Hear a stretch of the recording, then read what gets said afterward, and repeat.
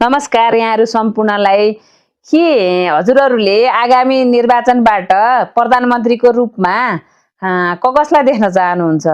गगन थापा विद्यार्थी आन्दोलनदेखि उहाँ राजनीतिमा धेरै वर्षदेखि राजनीति गर्दै आउनुभएको पात्र हो भने उहाँ नेपाली कांग्रेस भित्र पनि विद्रोह गरेर पार्टीलाई राम्रो बनाउनु पर्छ, सुधार्नु पर्छ, देशलाई राम्रो गर्नुपर्छ भनेर विद्रोह गर्दै आएको मान्छे हो र अहिले पनि पार्टीलाई उहाँले आफ्नै तरिकाले सुदृढीकरण गर्नुभएको छ भने बालेन शाह पुराना पार्टीहरूको वितृष्णाबाट जनताहरूले मन पराएर ल्याएको स्वतन्त्र व्यक्ति हो। उहाँ काठमाडौँको मेयरमा अरू पार्टीहरूको वितृष्णाबाट उहाँको जन्म भएको थियो र 3 वर्ष उहाँले मेयरको कार्यकाल पनि गर्नुभयो।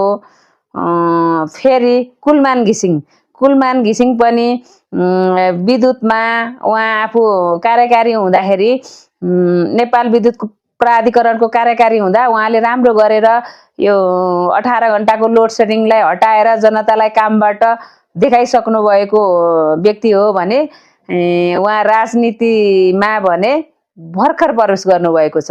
यी 3 जना व्यक्ति मध्ये हजुरहरुले प्रधानमन्त्रीको रूपमा कसलाई देख्न चाहनुहुन्छ? पक्कै पनि कमेन्ट गर्नुस् है। हस्, धन्यवाद, नमस्कार।